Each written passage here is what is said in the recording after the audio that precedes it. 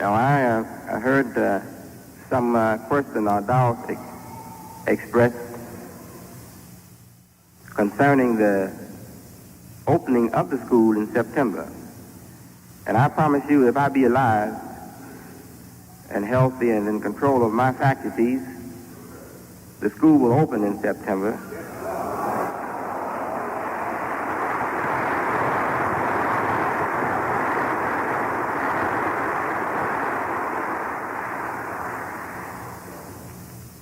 And the school will continue to grow and improve.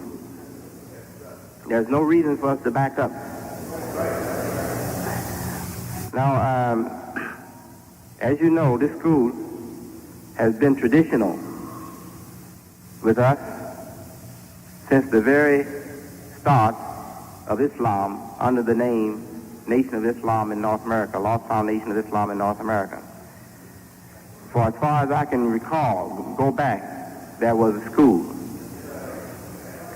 And if we were not Muslims, and I had the sense I have now, I would go out and campaign to get people to rouse interest in our neighborhoods for the establishment of a private school, ran, operated, controlled, directed, everything by Bilalian people. It's necessary because we have a lot to contribute, and no one will know, not even us, will know what we have to contribute if we are not given the opportunity to contribute as independent leaders over whatever we are doing.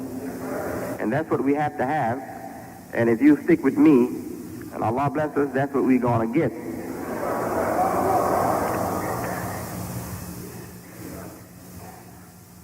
Opportunities now are greater than ever. The future is brighter, opportunities are greater, the road is wider, the goodies at the top of the hill are more than ever before. So why should we be crazy now and, oh, this is just grumble, this. I don't grumble, I don't see any need to grumble. In fact, it confuses me when I hear somebody go, what's wrong with these people? It's pitiful. You want yesterday? You don't have to stay here and worry yourself and me. Go on and catch up with yesterday. It's behind us. I'll tell you the direction. It's behind us. Go get it.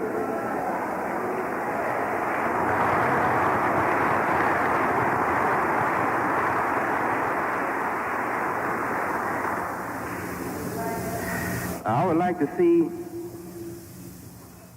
a test school. And by what I mean is test school, a school not to test the knowledge. Knowledge doesn't need testing unless it's bad knowledge or unproven, unestablished knowledge. To test us.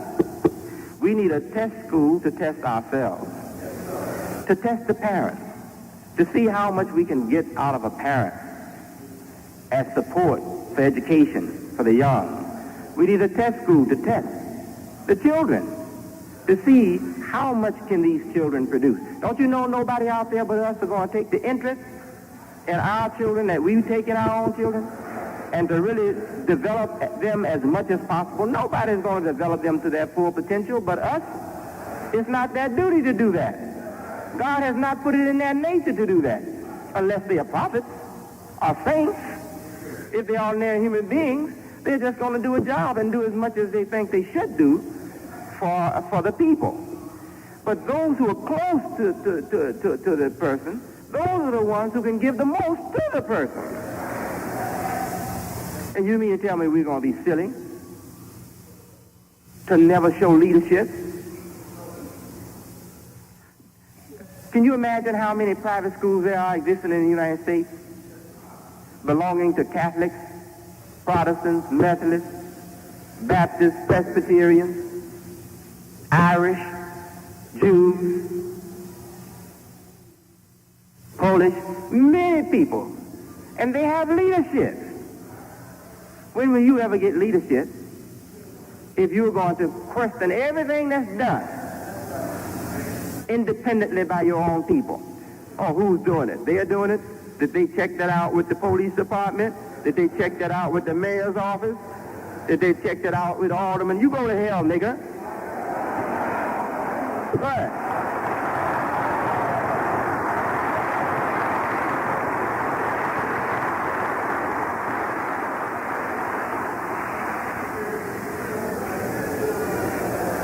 They didn't hire me, they hired you, so you worry about that.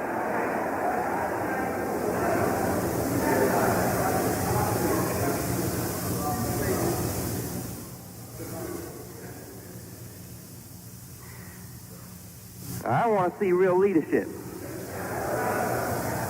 We deserve it. We rightly do it. The law guarantees it for us. There's no law in the land that say I don't have the same freedom and the same right to do for myself what other people are doing for themselves in America.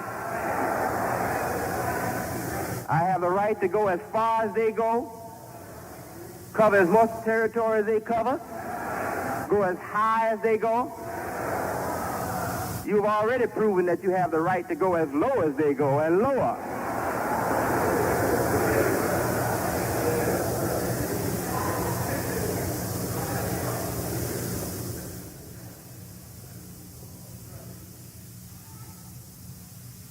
Why should we limit ourselves? We have to expand our focus on the world and on the things that must be done to elevate our society. Don't be so narrow in your outlook. Broaden it. See the whole life. See the whole world.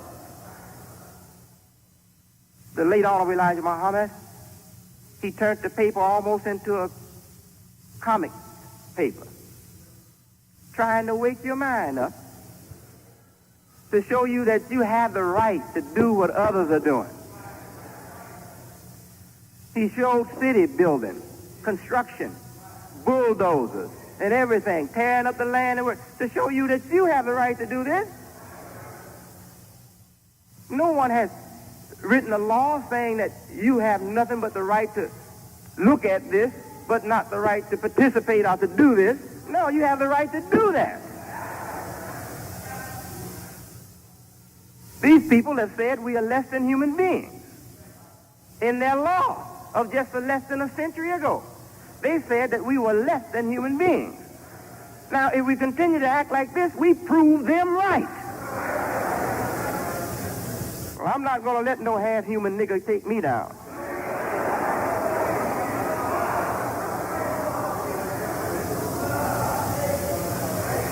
Okay, I think we can sit down now, if you like. All right.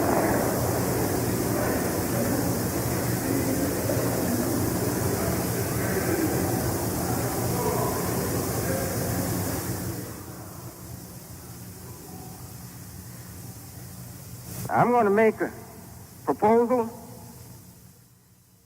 and my proposal is this. That when the school reopens in September, that school be put under my personal and private supervision.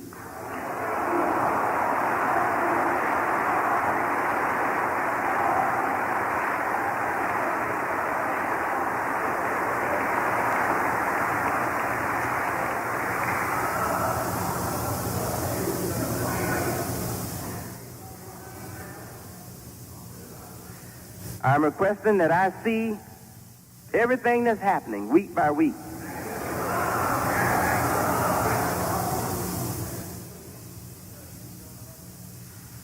And I'm requesting that all the funds that are donated or given as tuition be put into my charge and nobody else's.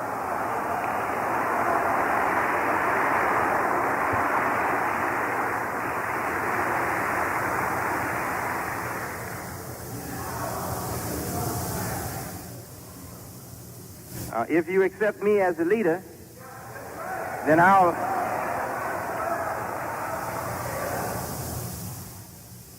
show you that Allah is with me. And we'll have a strong school, a moving school. Now I'm not saying now that those who have been running the school and are running the school now haven't done a good job. They have made many improvements. They have kept us with a school, made many improvements, but I don't think they have gotten the help that they have deserved. from top people in our staff. So I don't want anybody between them and me.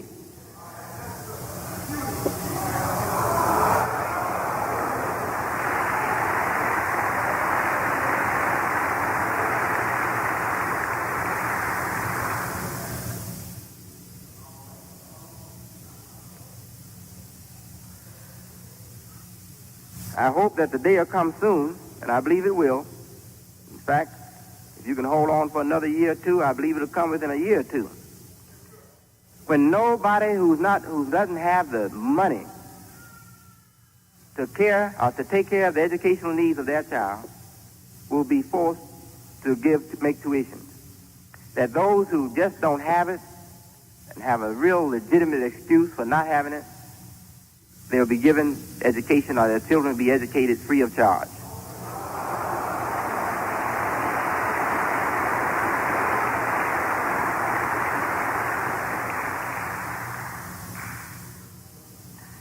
Now, the school is of top priority with me because it gives us an opportunity to really implement, execute the new ideas and new concepts that we have. Nobody will be able to see what our new knowledge can produce if we don't have some kind of machinery to execute and produce for us. The school is a must. And I'm telling you, before I see it go, I'll become a full-time teacher. And I'm sure Imam Shabazz will get back on the job and he will become a full-time teacher. Sheikh Shabazz, he used to run the school almost by himself. Now, we can't do the job that these degreed people can do, but we can do the job that they can't do, and that's the job that we need most of all.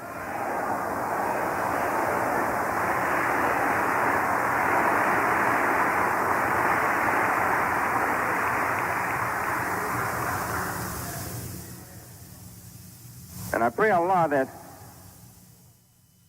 they are not forced to leave us to earn a living outside of the community.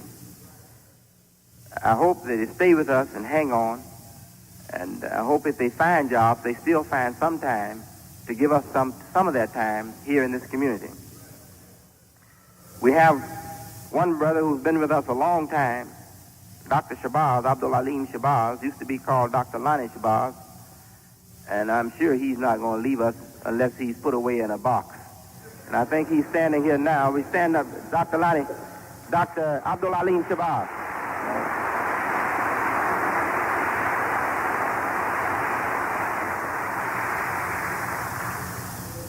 And our principal Clyde, if he haven't left already, I don't see any reason why he should leave.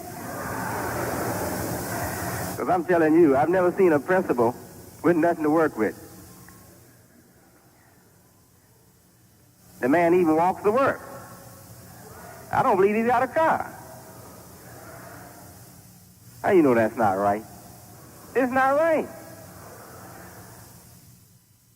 Those who are leaders, we have to give them what they need. We don't want to pamper them and overdo the thing. We don't want to see them looking like pampered, buttered up and floured down and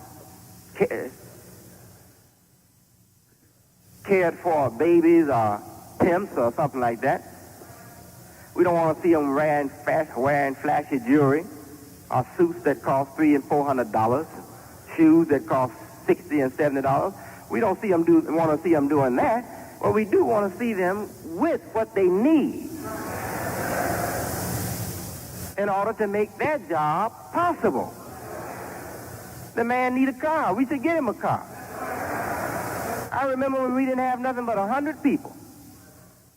And the imam, the minister we used to call him, the minister would say, look here, brother so-and-so needs so-and-so and so. Now, you know he's a good brother. He's doing a lot of good for us. And we'd like to give him some help. Are we going to get this for him? All of us, yes, sir. And the few pennies we had, they would start coming out of our pockets to help that brother. And pretty soon, that brother had what he needed in order to survive in our community. We have to come back into that spirit. I believe we have it. Prophet Muhammad said, no Muslim can go to sleep with his stomach filled, knowing that his Muslim brother is going to sleep hungry. This is what Prophet Muhammad said. If we accept Allah and accept Prophet Muhammad, then let's try to be half as good as Prophet Muhammad was. This man that some of you first resurrection people still reject and hate, why don't you try to be 1/10 as good as he was? To yourself and to others. Greetings, today with you, Things and Times, Reflection. I'm playing this for a good reason, and the reason is this. Al-Islam is a culture and a way of life, and a definite improvement for the individual to assess and evaluate their lives. And especially when a person decides to develop their own institution, which is a family, they need to assess and evaluate their life, and they need to have some guidance in their life. Al-Islam is not about telling people about somebody dying for our failures and all of that. No. May I bang the Christian thing? It's not that. And people should examine what I'm saying here, examine it. Don't take that stuff and then some erroneous stuff and then try to look for something to say, well, boy, you know what? It's not all of that. Al-Islam would never and could never be a cult.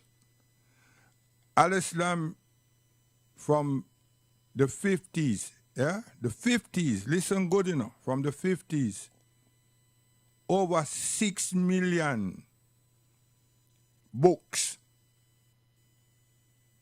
by our top scholars and researchers have said over 6 million books have been written, published against Al-Islam.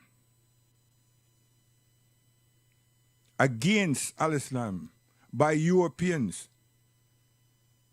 And to try and denigrate the Prophet of Al-Islam. Yes, over 6 million books.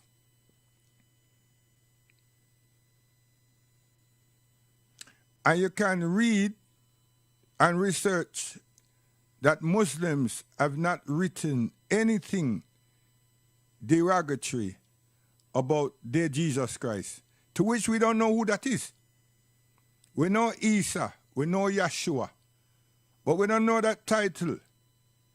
And the way they speak about that title, it cannot be measured and assumed that is Isa, even the Christ. Because them can't tell you what that Christ represent, but them say love. And then them say he's God and God incarnated, and then he died for the sin of man. He is the new age Adam. The other Adam was a sinner.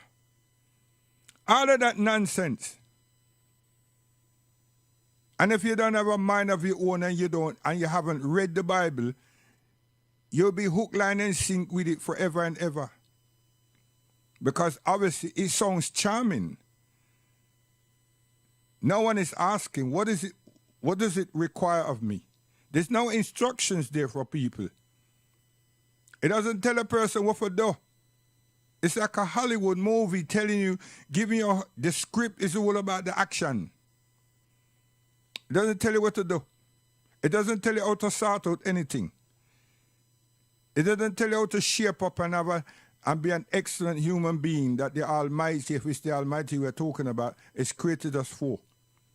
It doesn't tell you even how to deal with symbolism, how to deal with plants and animals. It doesn't. And if you try to do that and go to the Old Testament, them say, no, we've expired that one day. We're here in the new. Because with this new thing that they have put together, them can become lawless. That new thing. Because they know that it was put together by the Roman Empire. Because they could not stop Esau. They could not prohibit God from being part and parcel of the people's them life. You understand? So them come with something. That's why you have them changing society again. So we are say to my people, black people, we need social discipline. And we need self-confidence. And we're not talking about sports. And we're not talking about music. We're not talking about drama. We're talking about life. We're talking about life. And when I say to read the Quran, get a Quran and read for yourself, that's very clear, you know. It's not to find some persons and I say get and stay away from arguments and all of these things and try not to be in a competition with somebody because you just read something and it meant something to you. Now you go tell another person and you and them have this thing about it. This is not Islam. Islam is not a sit down and make a one say, yo, me understand and me overstand and everything. And then this one's have a spliff and that other one play a music and the other one have a beer and some Hennessy. No, and some white rum and black rum and pink rum and every nasty thing. And then little more, you still do your same stupidness. Yeah? And then you learn to say salam alaikum.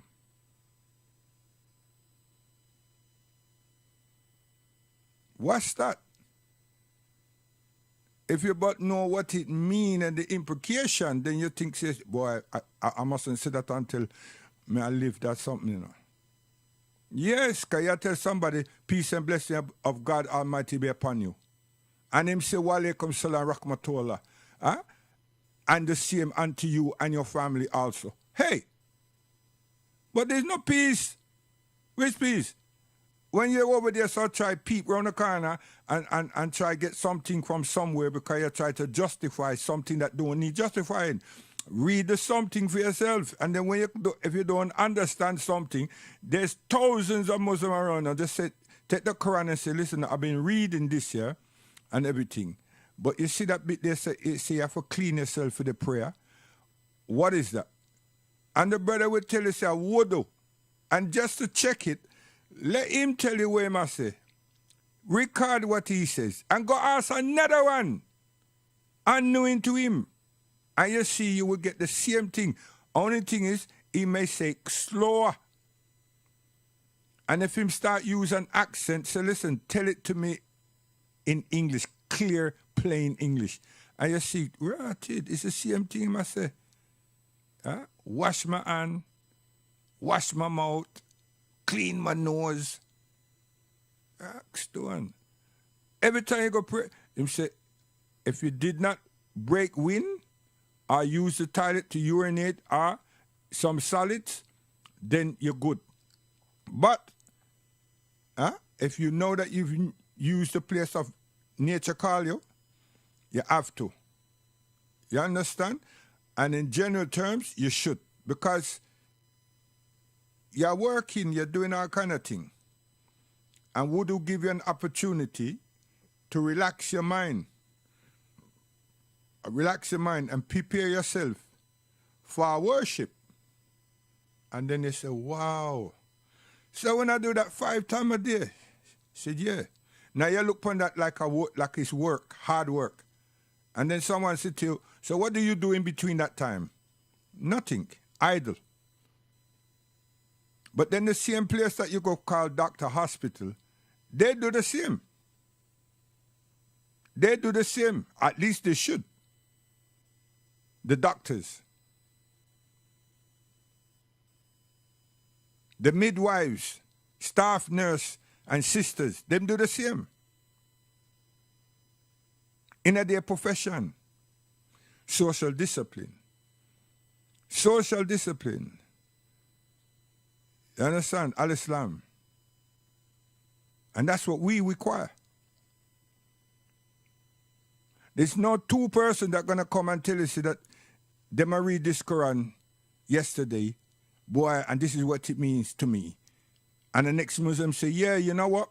I found that out, you know, it's really strange. No, we don't have that either. We don't have that either. We have wake-up calls. You understand? And what the wake-up call means is that the Quran, the prayer, is revealing itself to that person. Wake-up calls. And we have to be honest with ourselves. We have to be honest with ourselves. And the most wake-up call every Muslim man gets is lowering our gaze in society. That's the major wake-up call because we're men and we're humans. And as much as we say we don't want the women them to dress a certain way, we're not in our homes. We're in a foreign man land. And then women is half naked, like no summer come. They might get ready for being naked. They're getting ready. It's not like them say, whoa, right? They're getting ready. They might, listen, they might change them wardrobe. They might take out all the slacky clothes. And they don't care. Them call it let the hair down and everything.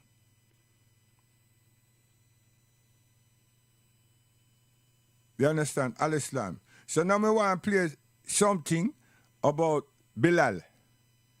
Bilal was a Muslim. And Bilal was a slave. He was a slave servant of a man named a family, the Odomaya family. But Bilal was an educated person. Bilal went to the top school. The leader of Mecca and Bilal them was in the same class, Abu Sufyan. So he wasn't a slave. But Odomaya captured him. So what I show you is that in Mecca, where I grew up, a school he went to school, well educated, and the leader called today now the Prime Minister President of Mecca and him was in the same class. Bilal. Bilal was also known to be the beloved of Prophet Muhammad, peace and blessing upon him. The beloved of the Prophet. The Prophet loved him like oxygen and water. Yes. And we have evidence beyond evidence that don't need none because we not deal with a black thing and a white thing. We're not bogged ourselves down with the racial problems that the European them have. That puts you in mud. It make you stuck. So everything you try to do, you try to figure it out on a racial bias so that you feel say you have achieved something. I achieve before them can tell me that me achieve because me not deal with them for validate my concept and my mentality. I am arrogant to them. I'm arrogant to black people who don't want to use them faculties in a correct manner without justifying themselves with white people. Wham! You make them superior to you and you don't know it. You have to check your actions and record what you deal with and what you're thinking. And then listen back to it and then you see that you're folly. You give them power which they don't require and they never ask you for it. It's just that you're indoctrinated by them, consciously and unconsciously, knowingly and unknowingly, intentionally and unintentionally. As so the psychologists and sociologists work. If you never know, you just heard. Okay, so Bilal know if it was a black thing, a racial thing that Muslims are deal with, then we promote Bilal to the maximum. And the diaspora, Africans, children, ex-children of the slaves, would have gravitated to him and gravitated to Al-Islam. Easily so. because his history is great. His human rights and dignity is great. His accomplishment is great. Bilal was the first human being in Jannah, which is paradise, heaven. The Prophet ﷺ asked Bilal, "Oh Bilal, please tell me, what is it that you did to be able to be walking in heaven? Your footsteps, your person is there. Your soul, your aura is there. What is it? Please tell me." And Bilal told him, "If Allah tells you, it is Allah who will know, for I can't tell you. But I will say this to you, O Messenger of Allah. When you make ablution, I catch the water. I share your ablution with you, with myself. Maybe." And that's it. But what was Bilal? Bilal was the muazzim, the one who called the prayer. Bilal were up earlier than anybody.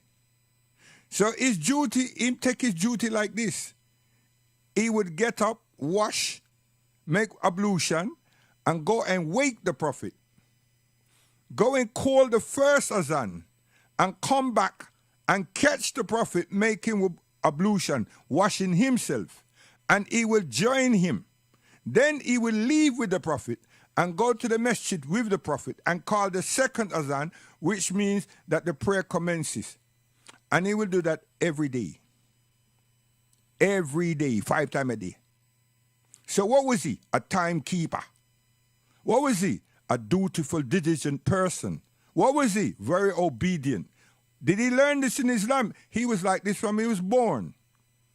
Only now he's following Allah subhanahu wa ta'ala's commands. And he's showing the Prophet that he's so dutiful. The Prophet never tell him, do that, do this, do that, you know. His own faculties aided him and supported him. That's why some of us says that Bilal and those before were Muslims, as we were told. But they break away, they slip and slide. The Kaaba was there, Ishmael and Abraham alayhi salam, and Isaac. So Bilal's attitude and mannerisms prove to us Africans that he retained what he saw of his ancestors and embraced what the Prophet ﷺ brought, and knowing that it's the same. When he was being persecuted, he's the one that said Ahad. He would never surrender. Lying down on hot sand with a rock, a big rock on top of his chest. Oldemire punished him like that. And all he had to do was turn around and say, "Listen, me not follow Muhammad, I believe in no Allah." And he wouldn't. He wouldn't. The Prophet sent one of his people them to bargain with Oldemire for Bilal's freedom. For Bilal's freedom. You understand? Seriously. And it was gold nuggets that was paid for him. And then Oldemire showed him that if he bartered with him, he could have get him just for 1 gold dinar instead of 12. I think it's 10 or 12 he actually paid. You understand? Bilal. Al-Islam is a universal message from Allah subhanahu wa ta'ala. We should ask ourselves, the people them who kept us, who enslaved us, who tortured us, who mistreated us, ill-treated us up to today, why are we following them? On that count, we have failed. But on the count of truth, then you should examine them If it's not the people you deal with and you deal with the scriptures of those people or the Bible of those people, then measure them up. Measure them up. But because we know from primary school up to now everything about these people, you would not want to know anything about no Islam. That's what we grew with. That's all we knew and all we know. Changes is the thing that hurts people. And changes happen every second. Changes happen all the time, but institutional changes is what people demonstrate and protest about. And in our case, we're not changing because we were always searching for who we are. So it seems that some of us have given up that search, that quest. And even though we know that Africa is where our ancestors come from, have we tried to fall in love with Africa? Have we tried to learn anything about Africa? Have we tried to know Africans' history, Africans' language? Have we tried to even marry into Africans? Hey, come on, there's so much. So, listen this and get this right. Inshallah. We should never get your notepads up. Make apologetics for the excesses that Arabs and Muslims have given themselves to with respect to racial thought and with respect to the enslavement of our people. We have to speak against that. That is our moral obligation, not just as Black people, but as human beings, not to minimize those excesses. However, portraying them as things that are inherent within the religion of Islam itself perpetrates a fraud and a fiction that comes from the mouths of the imperialists themselves. And that's where our Afrocentric brothers and sisters, that's where John Henry Clark, that's where these giants, because I read those books, Chancellor Williams, and all of them, okay? But they should have asked the question, what is the source of my information? What is the source of my narrative on Islam? And they would have immediately perceived that the source of their narrative on what Islamic history in Africa was white imperialists. Because they were not reading the Arabic materials themselves. They were not talking to West African Muslim scholars. They overlooked the fact that Sheikh Anta Diop, the founder in many ways of modern Afrocentrism, is a disciple of Sheikh Ahmadu Bamba. He belonged to the Tariqa Muridiyya. And his Black nationalist thought was first cultivated in Murid Quran schools, where children turn over their alwa. I got one around here somewhere. Give me 1 second. Where children turn over their alwa that they use to write the Quran and get lessons on vowing and the consonants on the back. And with those lessons in vowing and consonants on the back, they are able to write African languages using the Arabic script. The Islam of our ancestors was not one that rejected African languages, not one that rejected African culture, and it was not one that was imposed upon our ancestors at the point of the sword. That is a colonial fiction that unfortunately was swallowed whole by some of our brothers and sisters. And what those scholars like Usman Khan, like Sheikh Anta Babu at University of Pennsylvania, like Rudiger Sezaman, author of Divine Flood. What this last generation of scholars has done is to actually rectify through appealing to the primary sources in the Arabic language, to a critical reading of those European language archival sources, and through doing oral history work in African languages, actually redeem the factual history of how Islam was spread amongst our ancestors, which is that indigenous West Africans themselves adopted this religion voluntarily and then spread it and taught it, that there was no external military conquest that forced Islam on our people. And so therefore, a lot of the false equivalencies that are framed between Islam as an external alien force that is inflicted upon Black people are simply categorically false and completely out of place. We should never make apologetics and his name for the excess. is also Bilal. Yes. Yes, his name is also Bilal. You understand? Well read and well traveled. So, there's nothing on this program here that I can't touch. But I don't want to come and just convince people on trivial matters. You see? Or not even convince them, show them something on trivial matters. A waste of time. The real prospect is to put Al-Islam, the Quran, in the front of people's face and make them see that top people in this world, whether it's medical people, medical researchers, whether it's doctor, physicians, and all of them something there, they're marveled by the Quran. All across this earth. You understand? By this Quran. You see? So, may I just take some segments of our sisters and brethren and some of our scholars and some of our institutions like Triple IT that I'm part of and bring to the people. You understand? Bring to the African, Caribbean, British black to make them say, yo, if him a go on, so you know, I'm going to go check that something out.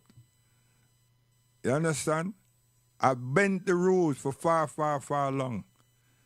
So now I say, straighten up the rules. You understand? Straighten it out. And let people see. You understand? And I've shown Ethiopia, Abyssinia. But you have man, they must say that, God, they want, they know the legitimacy of Ethiopia. So, you're rubbish, man. Stop that. You didn't even leave your yard yet. And you're still trying to talk something. And that's to just lick a man in him head back.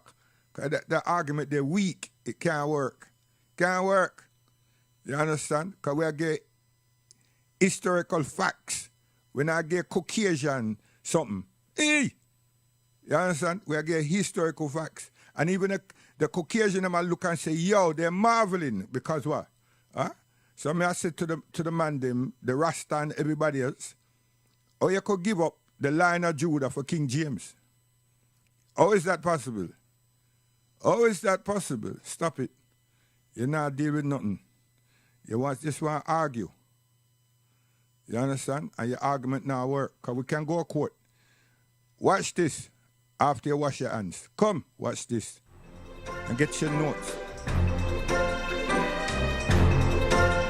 You see how England this, Let's continue with the story of Moses and the fourth location mentioned in the Quran in relation to his journey. After Moses settled and had a job and wife in Madian, he stayed there for a long time, but he was determined to go back to Miz. As he was on his way to Miz with his family, he reached the valley of Torah, where God called him, "Verily I am thy Lord, therefore in my presence put off thy shoes, thou art in the sacred valley Torah." The sacred valley Torah is the location where Moses spoke to God. This valley is next to a very high and huge mountainous structure called the Tor. The Quran says, "And we called him from the right side of the Tor and made him draw near to us." This implies that the very high and huge mountainous structure called the Tor is in the same location of the sacred valley of Torah. The question that comes to mind here is, where is this location? Where is the sacred valley of Torah, and in which country? Let's check the map. If Moses is returning from his family from Madian, then clearly he would enter Miz from the south, which implies he would pass through Abyssinia and the eastern north of Sudan. Indeed, on the current borders of Sudan and Abyssinia, and specifically on the Abyssinian highlands, is a valley named Tor. You can find this information in the book of James Bruce, a Scottish explorer who was the first to follow the Blue Nile from its source until it meets the White Nile. On the 29th of November 1772, Bruce arrived in Aswan and published his book, Expeditions to Discover the Sources of the Nile between 1769 and 1773. It's considered one of the most authentic books that examine the River Nile Valley. About his trip from Ethiopia to Egypt, he mentioned a significant piece of information. He referred to a town called Al-Gadarif, a town at the border between northern Sudan and the Abyssinian highlands. Its true name was Tor. Bruce illustrates the map of Ms before the recent borders between the north and the south. On the map you can easily locate Tur next to Abyssinian Heights. From a geographical perspective, Tur, or the city of Al-Ghadarif, is located in the Ethiopian hills at the border with Sudan. Rivers flow into this place and create fertile, rich soils that retain water and provide essential nutrients to plants. In fact, it's considered to be one of the top agricultural areas in Sudan, with high, fertile valleys around the rivers of Atbah, State, Al-Harad and Bislam, highly known for corn and sesame all around the world. As for the animal population in Al-Ghadarif, around 7 million different types of cattle come from nearby neighbourhoods seeking water and food. God describes this area in the Quran as the blessed spot. The blessing refers to the diversity of the rivers, agricultural crops, trees and food, which applies to the city of Al-Ghadarif. This area and Sudan in general is considered to be the food basket of the world. There is no other area as blessed agriculturally as this area in the entire Arabian and African region, just in terms of the number of rivers, the variety of agricultural harvests and the greenery. So what is the story of the very high and huge mountainous structure called the Tur, or the Tower, the fifth location identified in the Quran? And we called him from the right side of the Tur and made him draw near to us. The Tur is a very high and huge mountainous structure and was mentioned in the Quran as the Tur Sina or Sinai, the Tur Sanin, and just as the Tur. It's recorded in Arabic dictionaries and scholars of the science of tafsir that Sinai and Sanin are known Abyssinian nouns. Indeed, if you check the map of the Abyssinian highlands, you will find names like Sanin, Semien, Sina, Senan. In fact, in the Abyssinian highlands you will find a mountain called Debra Sina, or Mount Sinai in English. The exact name of the mountain is also found in modern Egypt and is called Mount Sinai. You will also find in Abyssinian highlands Mount Sanin. And what's interesting is that in the Abyssinian highlands, despite the difference in the names, Sanin, Semien, Senan, Sina, etc., they all represent one mountainous structure, one range, one plateau, called the Tower Plateau. From a geological perspective, the Abyssinian highlands is considered to be one block, moulded since creation from one origin. This range is called the Abyssinian Tower, also referred to as the African Tower, because it is the biggest group of mountains with a height that extends in one chain in Africa for a very long distance, 519,278 kilometers squared. That's why Ethiopia is sometimes referred to as a tower. Even the highest peak in Africa, Mount Kilimanjaro, extends only to 4,000 kilometers squared. The Abyssinian Heights has been referred to as the African Plateau or the African Roof, with different heights exceeding 4,000 metres to a maximum of 4,500 metres.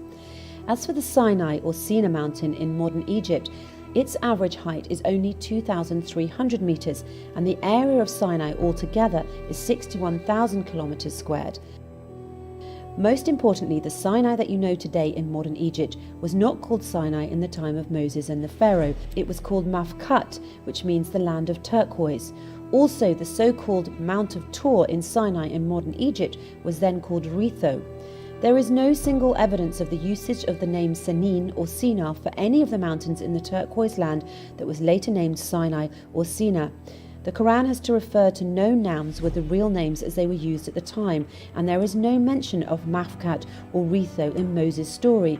What was referred to in the story was the Tur Sanin and the Tur Sina, which are known nouns from an Abyssinian origin, as documented in the authentic Arabic dictionaries and as illustrated by scholars of tafsir. Let's get back to the terminology that describes the Abyssinian highlands as the Tower Heights. The word tower simply means the highest location from which you can see across the largest possible landscape around you.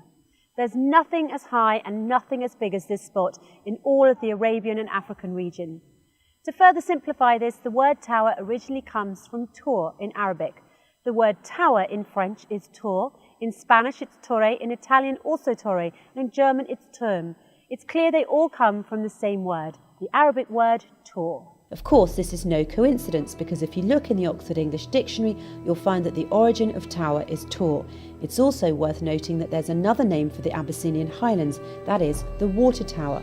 This is because it is the water source of the River Nile Valley for all this region, south from Abyssinia, north and east from Sudan, and all the way to the Mediterranean. When God swears by the Tur, then he swears by the Abyssinian highlands, or the so-called water tower, the source of the water of the River Nile, referred to as Al-Bahra al-Major, or the large body of water kept filled in the Quran. Yes, the River Nile is Al-Bahra al-Major, or the large body of water kept filled. Let me clarify this one too. What is the meaning of Al-Bahra al-Major? It means the sea that gets full until it floods, and as we know, the flood is a main characteristic of the River Nile. To summarise these meanings and connections, the River Nile originates from the Abyssinian highlands, the water tower, the Tur. Each year there is a flood season, so the soil gets fed with silt.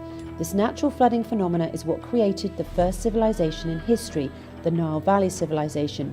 Without the flood, there is no agriculture and no civilization. Al-Bahra al-Major, as mentioned, refers to the sea that gets full and floods, thus referring to the River Nile.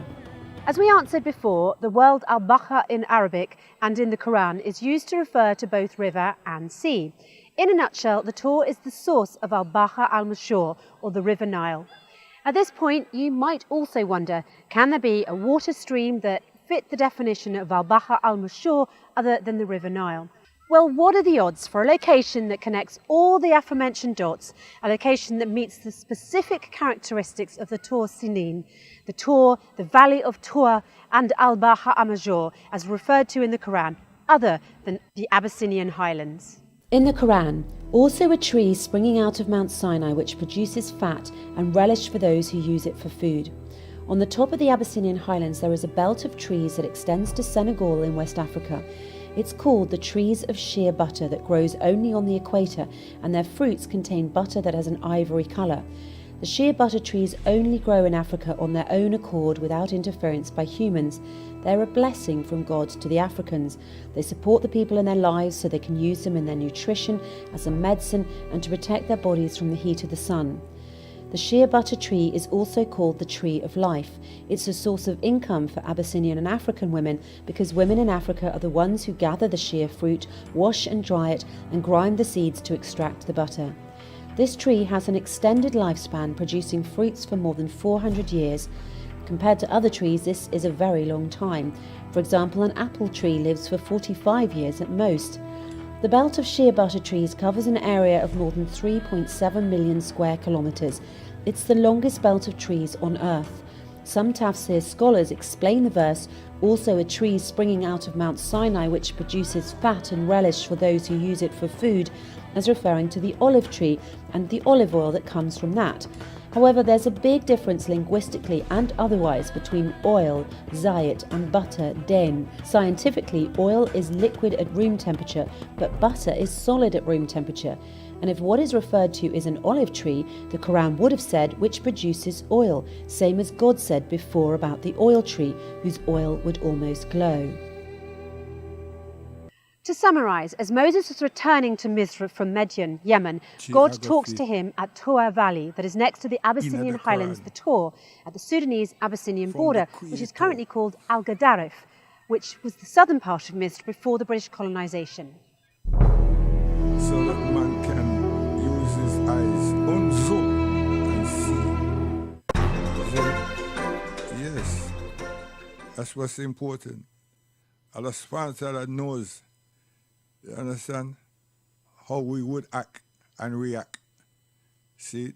So Allah subhanahu wa ta'ala show we, all the doubters, the believers will be rejoicing. The doubters, they would be analyzing and then turn around and say, wow. Yeah? But now you say butter. And you say, what kind of rubbish man I talk about? Butter from a tree?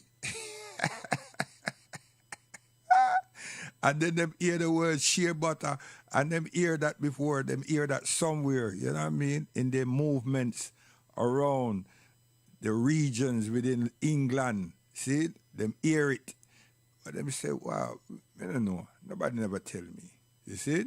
And then another one turn on and say, yeah, hey, you know, say in the summertime, you know, see them put on that something there, and Johnson & Johnson did have a butter, you know. That's what them call it, and them say, oh, yeah. And all them something, they see it there. Yeah? So now, so far, I've shown 5 5 things in relation to the Ethiopia from the Quran and Allah subhanahu wa ta'ala projecting. You understand? Seriously. So what you try to say now? We went geography and we take all of that and do like the British and stick it inside there. When did we do that? 1400 years ago. Please, have some sense.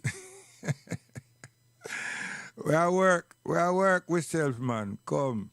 So we have the last one for come up this night here now. And we are dealing with what? We will deal with health. Healthy eating.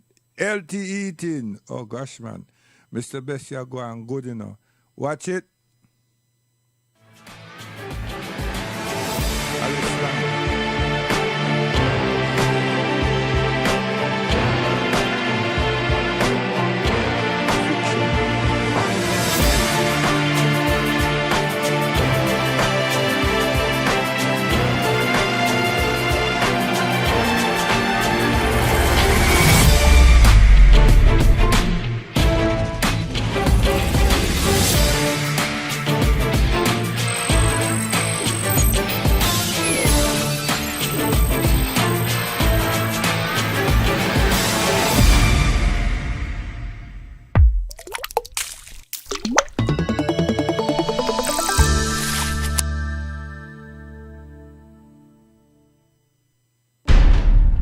Hello and welcome.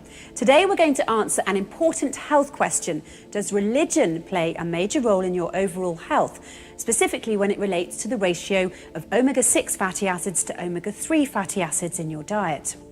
Let's take a look at some disturbing changes in health that have been taking place over the last 65 years or so. Developed countries around the world have seen a major increase in autoimmune diseases like rheumatoid arthritis, lupus, vasculitis, celiac disease and type 1 diabetes. Research published in 2015 in the International Journal of Celiac Disease by Dr. Aaron Lerner at Israel's Technion Israel Institute of Technology suggests 3 major environmental factors are strongly suspected to drive these: infections, ecology and nutrition. Allergies have also been rising rapidly. 1 in 5 children are diagnosed with some type of allergic disease, including asthma, atopic dermatitis and allergic rhinitis, according to Professor Ines Asher from the University of Auckland in the 1998 edition of the Journal of Clinical and Experimental Allergy. In fact, allergies can now be deemed to have become an epidemic as they've increased so significantly.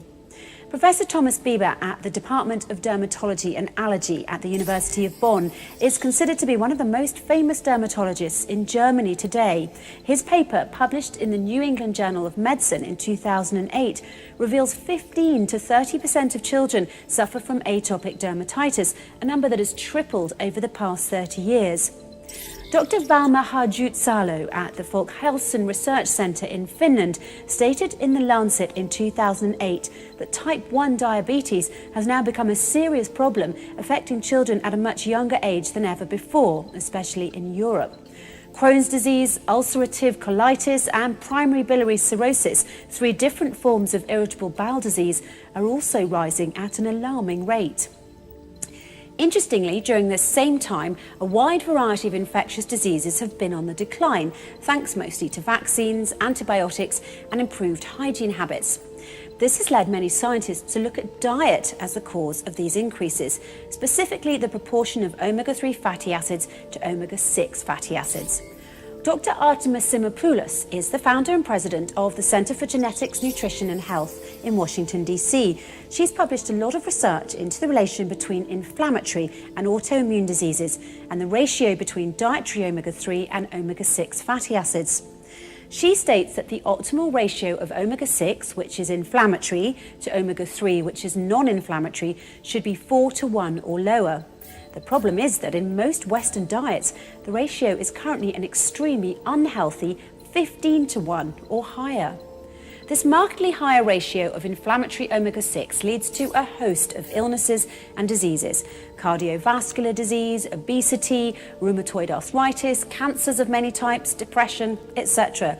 These facts are undisputed in the scientific community. Higher amounts of omega-6 fatty acids are killing humans at an astounding rate around the world. Studies published by Dr. Simopoulos since the early 90s also confirm that a high proportion of omega-6 to omega-3 fatty acids causes a dramatic shift in the physiological state of the human body.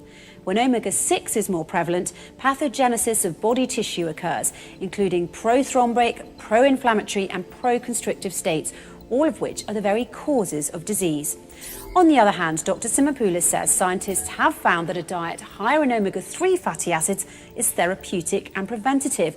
People with inflammatory and immune diseases have been helped by a diet higher in omega-3s, while coronary artery disease, hypertension, cancer, arthritis, autoimmune disorders and other inflammatory diseases are all diminished and even prevented when omega-3s are more prevalent. Since diet has been shown to be a causative factor, one needs to look at specific foods in order to see where the problem lies.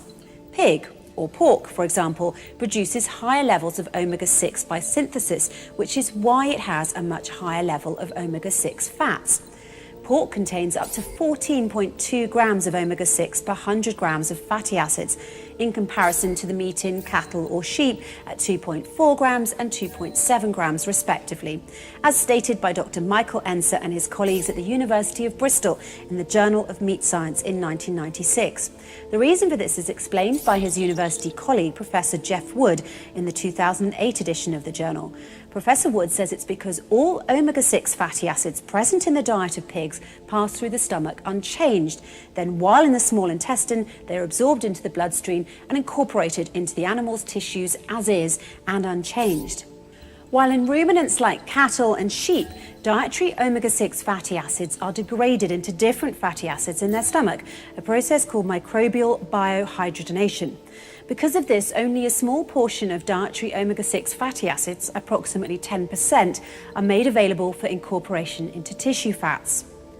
Meanwhile, rabbit, ostrich and camel have a very attractive omega-6 to omega-3 profile, but they're eaten on a much smaller scale. In fact, after reviewing the nutritional value of rabbit meat from 50 publications, the omega-6 to omega-3 ratio in rabbit flesh makes it very attractive for health purposes, as stated in 2004 by Dr. Sylvie Coombs at Europe's top agricultural research institute and the world's #2 Centre for the Agricultural Sciences, the INRA.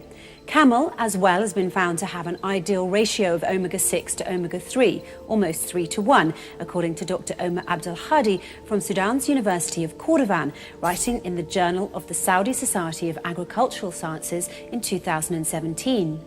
Ostrich meat also has a high level of omega-3 fatty acids. Research published in the Journal of Food and Nutrition Research in 2014 by Dr. Xavier Medina and Alicia Aguila at Spain's University of Catalonia reveals that more than 8% of the polyunsaturated fatty acids in ostrich are omega-3. Scientists like Dr. Klitos Mapier at Stellenbosch University in South Africa have also found that processed beef products, which have had perirenal fat added to them, could possibly be a better source of CLNA, that's conjugated linoleic acid, which has been shown to have anti-inflammatory, anti-carcinogenic and anti-obesity properties. In fact, in his study published in 2014 in the Journal of Animal Science and Biotechnology, Dr. Mapier found that when perirenal fat was added to regular beef hamburger meat, the fatty acid profile or ratio was improved, thus making it much healthier for human consumption. If we look at shellfish now, lobster, crab and crayfish, shrimps and mussels all have a very healthy and attractive omega-3 to omega-6 ratio.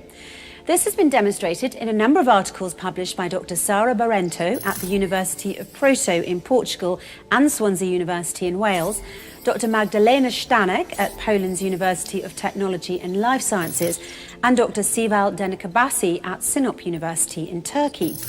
Their research, published in 2009, 2010 and 2015 respectively, shows that shellfish is even better than rabbit, chicken, lamb and beef at preventing coronary diseases and chronic inflammatory conditions. Paul Jaminet, PhD, is the CEO and founder of a biotech startup developing a vascular therapy for cancer. His wife, Shuqing Shi Jaminet, PhD, is a director and molecular biologist and cancer researcher at both the Beth Israel Deaconess Medical Center and Harvard Medical School. These two scientists share a long-standing interest in diet and health, and they're the founders and principals of the Perfect Health Retreat and authors of the Perfect Health Diet series and website. In part 2 of their book, published online on the 15th of February 2012, they restated that in most countries, pork is either the primary source of omega-6 fats or the second source after vegetable oils. They go on to recommend in their book what they call perfect health diets, a certain dietary strategy.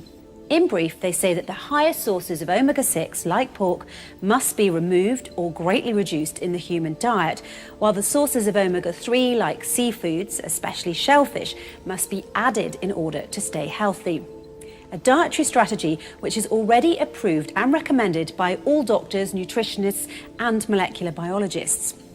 An updated dietary strategy which was put by the Holy Quran to all Muslims more than 1400 years ago, and which Muslims are ordered to strictly follow. It's becoming clear that religion has its part to play in human health, due to the fact that the Jewish, Christian and Muslim religions vary so differently in the type of meat they allow their followers to consume. Science shows that the lower omega-6 levels of fatty acids in the type of meats that the Holy Quran allows Muslims to eat lead to a healthier diet. Over 1400 years ago, the Holy Quran was already mentioning the health qualities of perirenal fat, shellfish, rabbit, ostrich and camel, and also stated that as a firm punishment, Jews were not allowed to eat foods that contained this type of meat or this type of fat. The Holy Quran says in chapter 4, verse 160, "We made unlawful for them, we deprived the Jews from certain good foods which had been lawful for them before because of the injustice which they had committed and because of their much hindering from the path of God, Allah's way." In chapter 6, verse 146, the Holy Quran also says, "We, God, forbade them, the Jews, the fat of the cattle and the sheep, except that which is carried on their backs or in the viscera or mixed with bones. This was a punishment we gave them on account of their rebellion." When we look at the facts, it's quite clear Jews and Muslims are forbidden from eating pork, but amazingly, Jews are also forbidden by the Torah from eating certain healthy foods, which they name not kosher, such as rabbit, ostrich, camel, shellfish, and perirenal fat, which is considered a clear indirect message to Holy Quran to Muslims to add more of these foods to their diet. Christians can eat the same food that Muslims can eat, but they're also allowed to consume pork. Which group is the healthiest? People of the Muslim faith. This leads to a very strong conclusion. People of the Muslim faith, in thanks to their following of the Holy Quran, appear to have been blessed with a much healthier diet and longer, healthier lives. In fact, the diet followed by those of the Muslim to that of Jews and Christians alike. The reason is simple. The healthy human ratio of omega-3 to omega-6 fatty acids is a very tight window. If the balance is off, even by a small margin, disease and sickness result. It's for this reason that the highest sources of omega-6 must be removed or greatly reduced in the human diet, while the sources of omega-3 must be added in order to stay healthy. So it only makes sense that people of all religions move towards a diet that better reflects the diet in the Holy Quran, a superior, healthier human diet.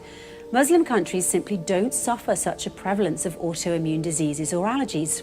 Be healthy. Eat like a Muslim.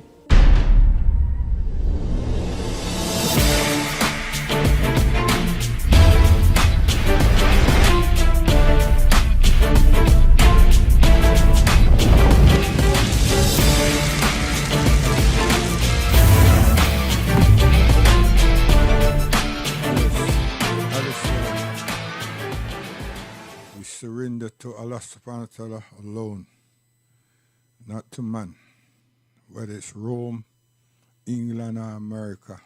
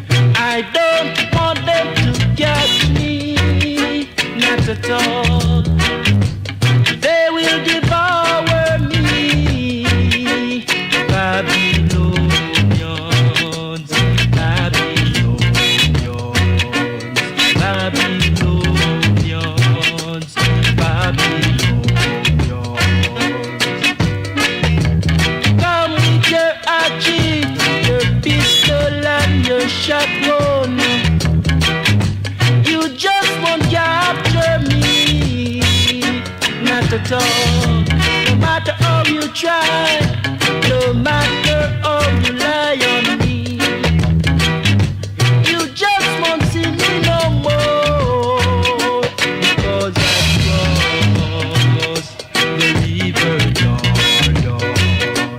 Till you have crossed the river Jordan.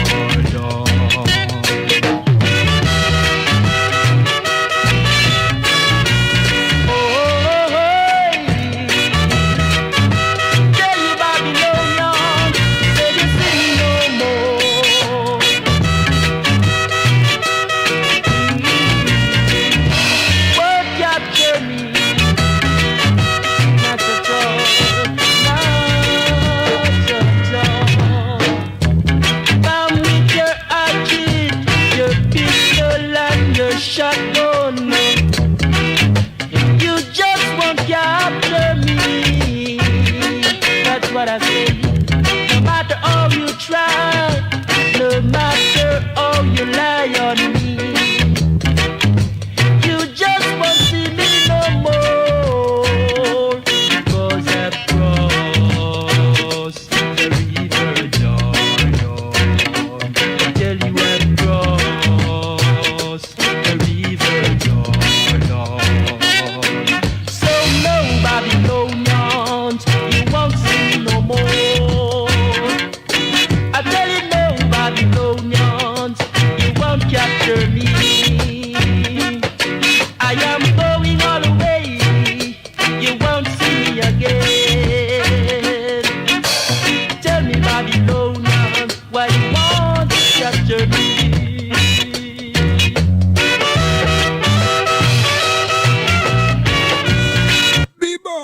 May I tell you? So you see now, we are say, we are cross River Jordan. But we supposed to deal with population changes and trends and the using of resources and stats, birth, death, and disease. As a people living, children of the slaves, living in the diaspora, particularly and especially here in England. This is intellectual work, in education. And then we have social, that's all part of social discipline. And we have economics, looking for financial support. No. Making sure we have financial support from within ourselves, so we can be independently minded of thought, action, and reaction. And develop, not even reaction, development. Is it? Because when the source is your own, you know the reason why. And then you have expectation. And everybody will work for the expectation. No matter how long it takes, will work to bring about whatever it is. And it should have been schools and health centers, etc.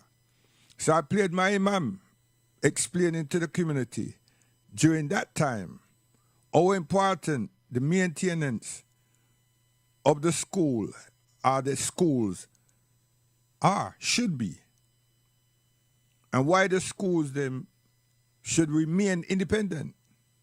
Now we had a school here in England, John Loughborough, but then we had some turncoat, roast breadfruit, coconut, rofaces and everything that went, especially a bunch of women that went and complained, filed complaint and worked with paper trails and everything pertaining to John Loughborough, and said, when I need it, we have state school and the school should comply, even if they're supposed to comply with what the other schools are doing.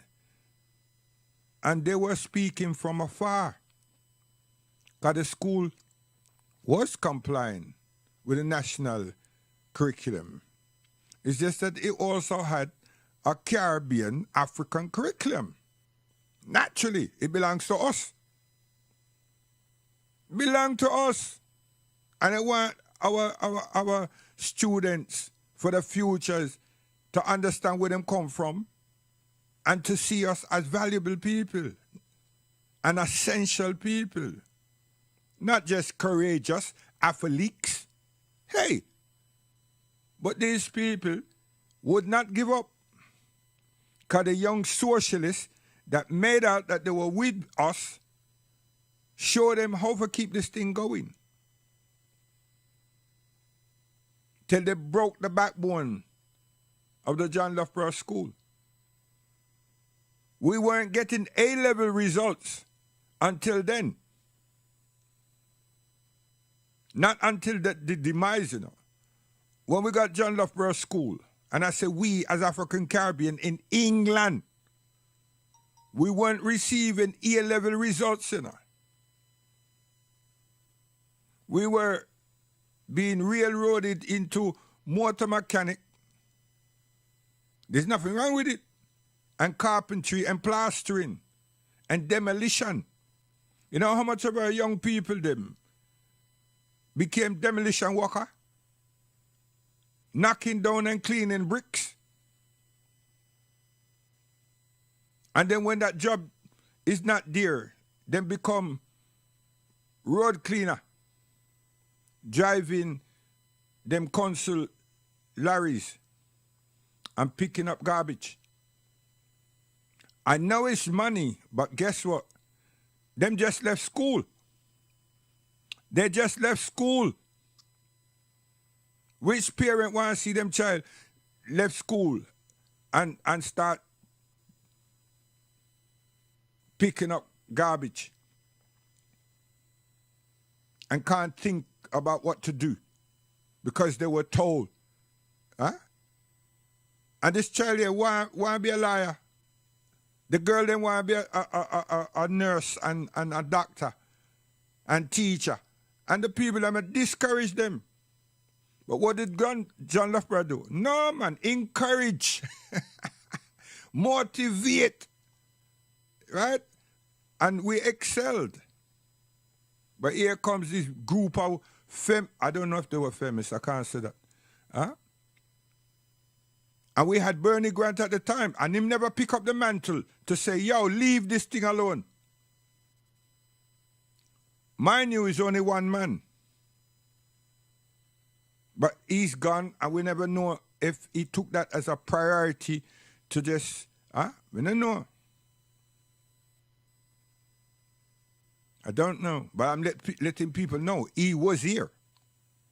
He never bring John Loughborough into existence. John Loughborough and his family and the people from the church brought that into fruition because they're African Caribbean people who cared, who cares and care for us.